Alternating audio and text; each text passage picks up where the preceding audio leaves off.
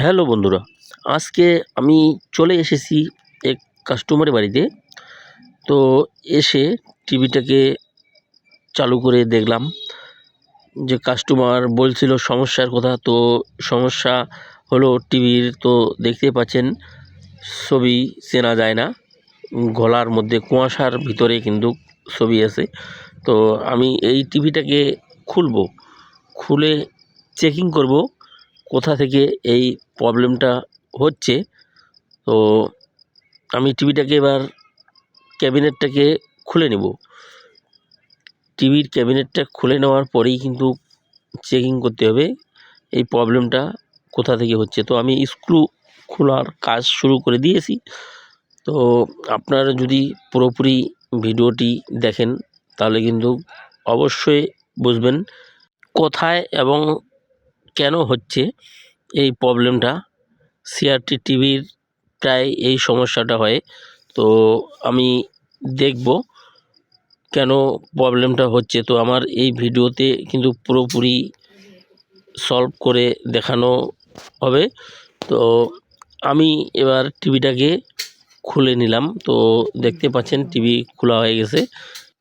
এই টিভির ভিতরে যা দেখা যায় মনে হয় এই কাস্টমার ভিতরের যা বোর্ড আছে, কিট আছে, সব কিন্তু চেঞ্জ করে দিয়েছে, কারণ টিভির ভিতরে যা আছে সব চায়না কিট লাগানো আছে।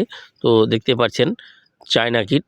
তো আমি এবার এই যে বেসটা আছে, আমি প্রথমে বেসটাকে খুলব, কারণ এই গলার কারণ বেসটা খারাপ হতে পারে, কিন্তু বেস দেখে তো নতুন মনে হয়, তাও আমি একটু দেখব। এই যে বেস একেবারে কিন্তু পচে গলে গেছে।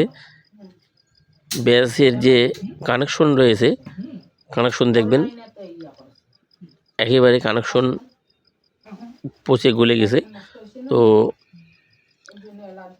এই যে টিউবে লক্ষ্য করবেন, টিউবের ভিতরে কিন্তু বেসের পিন ঢুকিয়েছে, কারণ দেখবেন লক্ষ্য করে আমি বার করব এটাকে।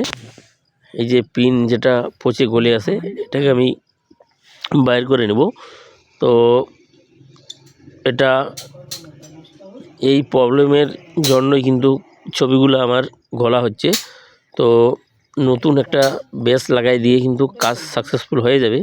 তো আমি পুরাতন যে পিনটা আমার পচে গলে আছে, আমি পিনটাকে বাইর করে নিলাম। এই যে লক্ষ্য করবেন এই পিনটা পচে গলে যাওয়ার জন্য কিন্তু টিভিটার ছবি গলা আসতেছে।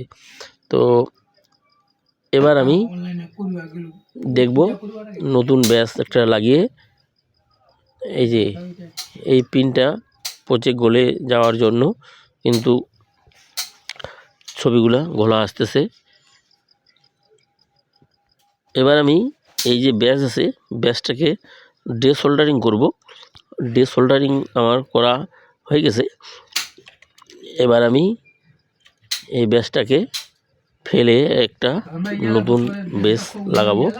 তো নতুন বেস লাগালে আমার টিভি কিন্তু ঝকঝকে ছবি হয়ে যাওয়ার তো সম্ভাবনা 100% আছে। তো এই যে নতুন base, same to same base. তো আমি এই বেস লাগিয়ে এবারে চেকিং করব। তো দেখবেন আমি এটা বোর্ডের মধ্যে সেট করব, আমি সেট করে দিয়ে সোল্ডারিং করব।